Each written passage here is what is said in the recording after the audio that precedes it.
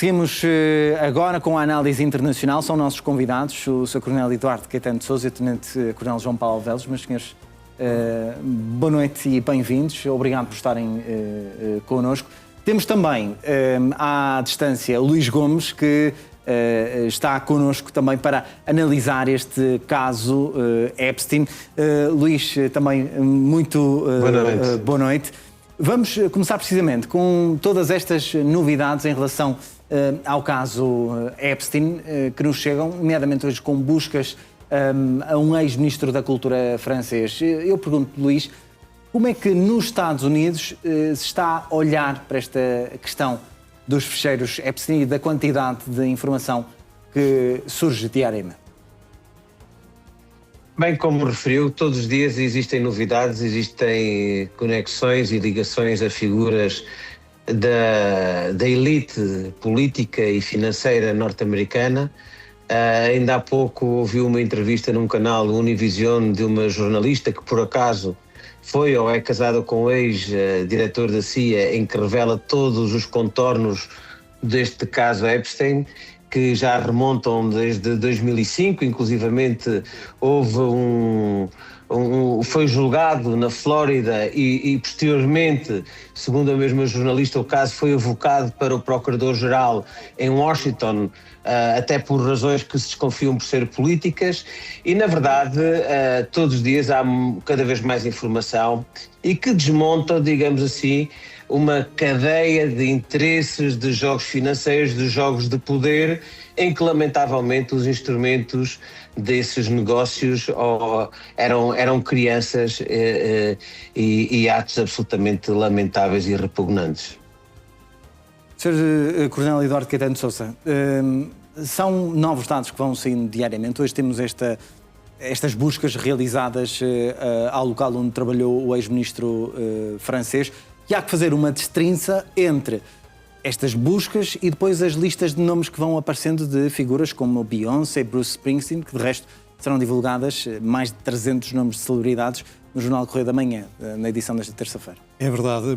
Boa noite, José Pedro, boa noite ao painel e aos nossos telespectadores.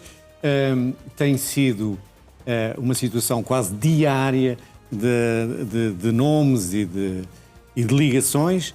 O caso hoje que o José Pedro fala, mais conhecido, vai para a França, vai para Jack Lang, que foi um eminente ministro, um político de grande influência durante décadas.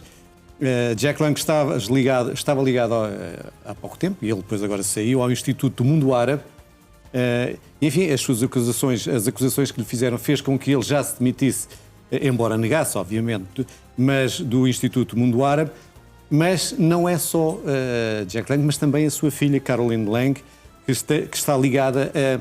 Neste caso, estamos a falar de corrupção, de tráfico de dinheiro, de offshores, com Jeffrey Epstein. Este dinheiro estaria, estamos a falar com os dados que estão divulgados à altura, nas Ilhas Virgens, nos Estados Unidos, e portanto está a abalar a sociedade francesa, tal como abalou a sociedade do Reino Unido, o próprio primeiro-ministro Keir Starmer, com Peter Mandelson, ou como está agora nos Estados Unidos. Bem, os Estados Unidos têm toda a classe quase política de um lado e do outro, de republicanos e democratas, mas com o secretário de Comércio, Howard Lutnick, também um dos nomes referidos, e hoje a divulgação, neste fim de semana, a divulgação de mais de 300 nomes, não de pessoas diretamente envolvidas, mas referenciadas, ou em e-mails, ou por conexões, ou por citações, não se sabe, que o Departamento de Justiça, assinado pelo seu vice-procurador-geral, Todd Blanche, fez publicar e que lançou para o Congresso, onde aparece Clinton, Hillary Clinton, Obama, Bill Gates, sei lá, são tantos nomes, Príncipe Harry, Bruce Springsteen, são mais de 300 nomes, até da igreja, de toda a realeza, da música, da dança, do teatro, de CEOs, e portanto, mas são ligações, enfim, são nomes citados e que carecem agora de toda a investigação. O certo é que a classe política no Reino Unido, nos Estados Unidos, na França, e noutros países, mas na Noruega, é caso do ex-primeiro-ministro Thorbjørn Jagland, da ex-primeiro-ministro da Noruega, e, portanto, há um varrimento na classe política, na classe cultural, na classe musical, temos aqui Bruce Springsteen e outros, e, portanto, é um fenómeno que vai afetar muito a classe política. E agora, é preciso tirar aqui também uma eleição. Nesta altura estará, provavelmente, o Presidente dos Estados Unidos a dizer, afinal, isto não tem quase nada a ver comigo, dirá ele, porque já estão aqui mais 300 hoje, já estiveram mais 300 ontem, e isto faz diluir aquilo que é a responsabilidade que sabemos que existe na liderança dos Estados Unidos, e, portanto, o aparecimento de nomes como hoje, até com o Papa a aparecer, o Papa anterior, João Paulo II, a Rainha de Inglaterra, etc. Portanto, há aqui uma mistura de nomes que vão ser citados e que transformam este caso num caso preocupante, histórico, no século XXI, muito pouco comparável com outros casos qualquer. E, Tenente Coronel João Paulo Alvelos, o facto destes casos serem divulgados desta forma, ou seja, vamos sabendo de informações a cada momento... Agora foi uma avalanche. Uma avalanche de informações com muitos dados. Está no site do Department of Justice, MC's Files, Transparency, e nós temos lá os files que quisermos. E há uma coisa que nós temos que agora pacientemente aguardar. Uma coisa é ouvirmos nomes, vários nomes. Agora vai a fase seguinte, e a fase seguinte é a fase da investigação, a fase da coleção de provas, a fase de constituir ou não matéria criminal para depois se aferir a respectiva investigação. Há já demissões prévias que nos dão, digamos, algum sinal de que mais tarde ou mais cedo aquele indivíduo estará ligado a uma outra situação não muito clara. Agora, o facto de ter muitos nomes não significa que aqueles nomes, todos os nomes que se referem, não significa que tenham alguma ligação com Epstein ou com os casos de pedofilia. Agora, sim, nós estamos a falar de nomes como Beyoncé, Bruce Springsteen... Mas ouve-se falar nas ligações. Ele, para além de ser um organizador, digamos, desses convívios, usava as suas influências. Era, digamos, um dealer de tráfico de influências. Se alguém desejasse falar com o Príncipe Andrew, ele tinha meios para fazer chegar. E, portanto, há aqui este tráfico de influências que o primeiro-ministro polaco já levantou como sendo uma possibilidade de uma influência russa para destabilizar e obter informações dentro da sociedade ocidental. Vamos olhar agora, uma vez mais, também para o Luís Gomes, que está connosco em direto a partir dos Estados Unidos. Luís, esta questão também tem sido tratada por Donald Trump da forma que lhe é mais conveniente.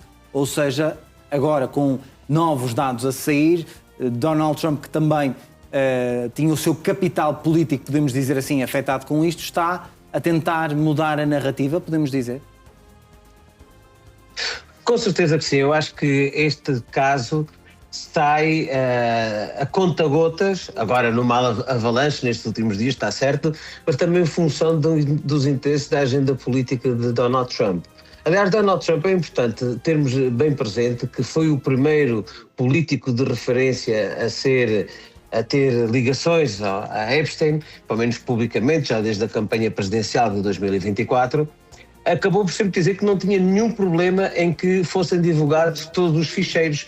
E agora começa-se a perceber porquê. Aliás, acabou-se de se referir aqui mesmo, nesta conversa, que efetivamente é aquele que aparentemente até tem menos implicações por agora. Mas é importante também termos a consciência clara do seguinte, como o Tenente-Coronel aqui referiu. Este era um homem que era fazedor, que era um lobista, portanto, muita gente, desde o mundo do espetáculo, da cultura, financeiro, político, vai aparecer com ligações ao Epstein porque ele colecionava contactos. Agora, o que é importante ser investigado é quem é que efetivamente participou nestas festas, digamos assim, onde reunia atos menos que são criminosos, pedófilos, vamos chamar as coisas como elas são. Isso é que é importante nós sabermos quem efetivamente foi quem participou efetivamente nisso. E há aqui também a que nível é que foi a influência política e que influência teve no sistema judicial, porque há aqui questões que, por exemplo, em 2006, 2007, há relatos em que o procurador estadual aqui da Flórida, Alex Costa, foi-lhe retirado o caso para ser um caso para Washington e ele, passado alguns anos, foi secretário de Estado da primeira administração de Donald Trump. Portanto, penso eu que o secretário de Estado do Trabalho. Há aqui um conjunto de contornos, mas fundamentalmente aqui o caso Epstein expõe efetivamente um ecossistema onde a política, negócios e poder social cruzam-se sem fronteiras claras, criando zonas de imunidade informal, e essas imunidades são feitas em teias de contactos desde o poder judicial, desde o poder político ao poder financeiro. Luís, e ainda vai demorar muito a fazer essa distinção entre os nomes que fazem parte dos fecheiros, mas que não têm uma responsabilidade criminal e os que efetivamente têm? Claro que sim, isso é que a opinião pública norte-americana e sobretudo os meios de comunicação social e também, como foi dito hoje, quer o Partido Democrata, quer os republicanos estão a pedir com uma investigação séria relativamente a podermos separar o trigo do joio, que é isso que está a referir. Aliás, hoje mesmo aqui a polémica era que Bill Clinton vai depor perante o Congresso, que se pretende que seja a porta fechada, e ele fez questão de pedir, de solicitar que fosse feito publicamente, que queria que o seu testemunho fosse público. E, portanto, há também a ex-parceira, a Mrs. Maxwell, de Epstein, que está detida, está presa, que pode ser retirada também alguma informação importante para podermos fazermos essa seleção no sentido de saber quem é que participou em atos criminosos ou não, e eu acho que nas próximas semanas vamos ter esta matéria bem presente. Muito bem, Luís, obrigado pela tua análise a partir dos Estados Unidos. É importante para percebermos como é que a opinião pública nos Estados Unidos está a lidar para esta libertação dos fecheiros. Até uma próxima. Muito obrigado. Obrigado.